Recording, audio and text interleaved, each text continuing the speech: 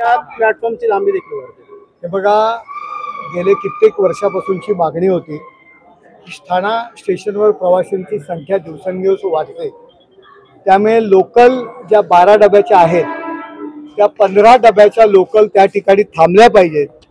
या दृष्टीने मी खासदार झाल्यापासून मी पाठपुरावा केला आणि आपण पाहताय प्लॅटफॉर्म नंबर 2, प्लॅटफॉर्म नंबर 3 आणि प्लॅटफॉर्म नंबर 4 हे लोकलचे जे प्लॅटफॉर्म आहेत त्याची 12 डब्यांच्या ठिकाणी 15 डबे थांबावे या दृष्टीने काम सुरू झालेलं आहे आणि त्या कामाची पाहणी करण्याकरता मी या ठिकाणी आलो होतो। वारंवार मागणी करून या लोकांच्या मागण्या आम्ही पूर्ण केलेल्या आहेत।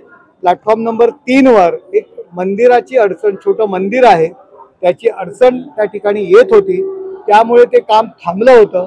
त्याही कामाची आम्ही पाहणी केली आणि आम्ही रेल्वेला सांगितलेलं आहे की ते मंदिर आहे, ते छोटंसं मंदिर आहे, ते आपण दुसरीकडे शिफ्ट करू आणि त्या ठिकाणी प्लॅटफॉर्मची काय लांबी वाढणार आहे ती वाढूया, कारण दिवसेंदिवस प्रवासी वाढतायत आणि त्या छोट्याशा मंदिरामुळे जर तो प्लॅटफॉर्म वाढणार नसेल तर लोकांची गैरसोय होणार आहे आणि बाप्पा हा नेहमी भक्तांच्या पाठीमागे उभा राहतो आणि त्यामुळे बाप्पा आपल्या पाठीमागे उभं राहील आणि त्याला थोडंसं आपण दुसऱ्या जागी स्थलांतर करू अशा पद्धतीचे निर्देश या ठिकाणी दिलेले आहेत। शेवटी लोकांची सुविधा महत्त्वाची आहे, त्याचबरोबर एक्सिलेटरचे जे काम सुरू आहे ते थोडं संथ गतीने सुरू आहे।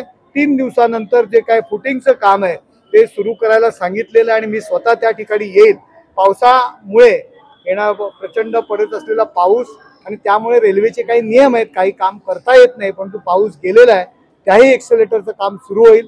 त्याचबरोबर 7 आणि 8 नंबर प्लॅटफॉर्मवरचं एक एक्सेलेटर आहे, 9 आणि 10 नंबरचं जे एक्सेलेटर आहे त्या संदर्भात सुद्धा आम्ही पाठपुरावा करतोय।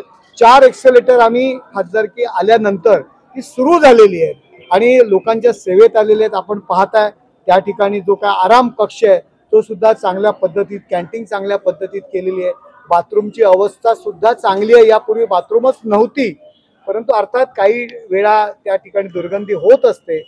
रेल्वे प्रशासनाने डीमार्टला 2 बाथरूम दिलेली आहेत, डीमार्टने आतापर्यंत काही काम सुरू केलेलं नाहीये, त्याचा सुद्धा पाठपुरावा करतो। आजच आम्ही तशा पद्धतीत अधिकाऱ्यांशी बोलणार आहोत। डीमार्ट जर काम करत नसेल तर ते काम रेल्वे प्रशासनाने दुसऱ्या एजन्सीला कडनं करून घ्यावं, हे सुद्धा निर्देश या ठिकाणी दिलेले आहेत। जास्तीत जास्त सुविधा प्रवाशांना देण्याच्या दृष्टीने आम्ही प्रयत्न करतोय। आम्ही म्हणत नाही की 100% आम्ही प्रवासी समाधानकारक सुविधा देत आहोत, परंतु यामध्ये सुधारणा करण्याचा प्रामाणिकपणे आम्ही प्रयत्न करत आहोत। आपण पाहताय शेड नव्हते प्लॅटफॉर्मवरती, शेडची कामं सुरू झालेली आहेत, शेड बसलेली आहेत चांगल्या पद्धतीने पावसापासून संरक्षण करण्याकरता सर्व प्लॅटफॉर्मवरती शेड त्या ठिकाणी सुरू आहेत। आपण या स्टेशनची पाहणी करावी, पूर्वीचं स्टेशन आणि आताचं स्टेशन यामध्ये तुम्हाला बदल नक्कीच दिसेल। नवीन इमारतीचं देखील काम युद्ध पातळीवर सुरू आहे, पार्किंग असणार, कशा प्रकारची पार्किंग असणार आणि खोल्या कशा असणार, लोकांना फायदेशीर राहील आणि प्रवाशांना चांगल्या सुविधा देतील अशा पद्धतीने काम करण्याचा प्रयत्न आम्ही करतो। तर मुंब्रा अपघाता प्रकरणात पाहायला गेलं तर सीएसटीएमला मोठं आंदोलन छेडलं होतं, त्यामध्ये 5 पैकी 2 जणांचा मृत्यू झाला। ठाण्यात देखील अनेक घटना घडल्या, तसं फक्त अजून गुन्हा दाखल केला नाही, कारवाई झाली नाही। बघा, त्याची चौकशी सुरू आहे आणि चौकशीचा निर्णय रेल्वे प्रशासनाने लवकरात लवकर लावावा आणि याला जबाबदार कोण याची हे निश्चित करावं आणि त्याच्यावरती कारवाई व्हावी, जेणेकरून भविष्यात अशा पुढे घटना घडणार नाही। रेल्वे स्थानक जे आहे ते पालिकेने त्याचं काम पूर्ण केल्यानंतर रेल्वेकडून काही हालचाली होत आहेत, तुमची पण बैठक झाली, आम्ही पुन्हा रेल्वेकडून जे काही शुल्क जे आहे त्या संदर्भात वाटाघाटी सुरू आहेत आणि मला वाटतं लवकरच ते काम मार्गी लागेल।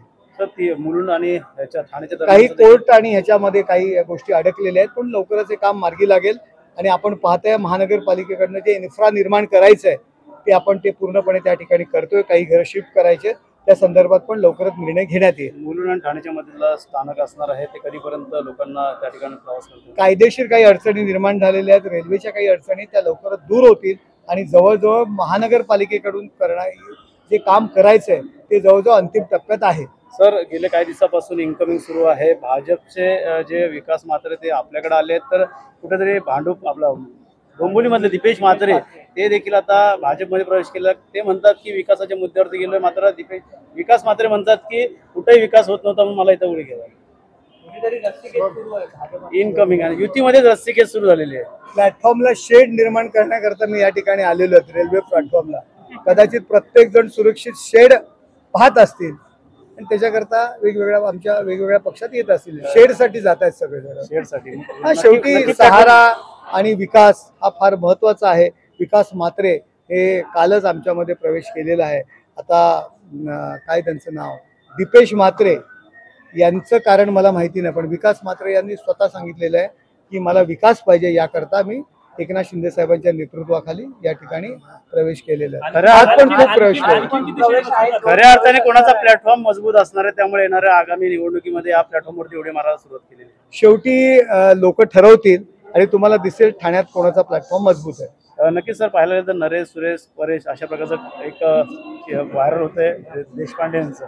संदीप देशपांडेचा टी शर्ट व्हायरल होतं. नरेश, सुरेश, परेश या सर्वांनी चड्डीत राहायचं असं देखील टी शर्ट घालून ते कोणासंदर्भात बोललेत? नरेश, सुरेश, परेश म्हणजे काय नक्की काय? गुजराती बांधवांबद्दल बोललेत का? कोणाबद्दल बोललेत का? मी काही पाहिलं नाही. मी पाहिल्यानंतर मी नक्की सांगेन कोणी कशात राहायचं ते. एकीकडे जे आहेत उद्धव ठाकरे पक्षातले नेते जे आहेत त्याचे इतर पक्षामध्ये प्रवेश करतात. बदलापूर कुलगावमध्ये त्यांचा नगराध्यक्षासाठी एका महिलेने अर्ज केलाय. त्यावर तिकीट देखील त्याच्या निश्चित झालं. तर मातोश्रीमध्ये देखील बैठक सुरू आहे.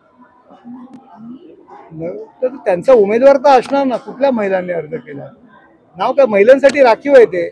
महिलाच अर्ज करणार, आणखी कोण करणार? बदलापूर नगराध्यक्ष. ठाणे स्टेशन परिसरामध्ये रिक्षावाल्यांचं नेहमीच प्रवाशांना त्रास होतो. आता तसं मी म्हणालो की प्रवाशांच्या सुविधेसाठी तुम्ही जे सगळं आम्ही RTO कडे आणि ट्रॅफिक पोलीस स्टेशनकडे नक्कीच त्याची तक्रार करू की अशा लोकांना जर नागरिकांना छळत असतील तर RTO आणि ट्रॅफिक पोलीस त्याच्यावरती कारवाई करतील. सर, काँग्रेसने स्वबळाचा नारा दिला मुंबईमध्ये. काय वाटतं महाविकास आघाडीमध्ये महाआघाडीमध्ये बिघाड दिसतो? बिहार निवडणुकीपर्यंत कदाचित असं बोलत असतील आणि नंतर पुन्हा ते महाआघाडीत येतील. आता आपल्या मनसेने जे आहेत त्यांच्याबरोबर युती केल्यामुळे काँग्रेस कुठेतरी नाराज असं देखील चर्चा सुरू आहे मुंबईमध्ये. आता काँग्रेसचं तर उत्तर देईल ना. काँग्रेसचा प्रवक्ता मी नाहीये, त्याच्यामुळे कदाचित काँग्रेस बिहार निवडणुकीपर्यंत मुद्दाम अशा पद्धतीने बोलत असतील. शेवटी ते आघाडी म्हणून युती करणार आहेत. रोज प्रेस कॉन्फरन्सला एकत्र बसतायत, मांडीला मांडी लावून बसतायत. बिहार निवडणुकीमध्ये याचा परिणाम होऊ नये म्हणून काँग्रेस अशा पद्धतीचे वक्तव्य करते. कारण आतापर्यंत काँग्रेसने देशातील नागरिकांना फसवलेलं आहे. आता सुद्धा बिहार निवडणुकीचा शेवटचा टप्पा झाला की दुसऱ्या दिवशी प्रेस कॉन्फरन्स घेऊन आपली महाविकास आघाडी जाहीर करते. राज ठाकरेंच्या घराच्या बाहेर सुरक्षा अचानक वाढवण्यात आलेली आहे. त्यामुळे अनेक लोक तर्कवितर्क काढले जातात. वडेट्टीवार म्हणतात कुठे सत्तार भीती वाटते म्हणून कुठेतरी आता हे नाही. मला नाही, सुरक्षिततेचा विषय असेल, मला काही या संदर्भात कल्पना नाही. ओके. थँक्यू.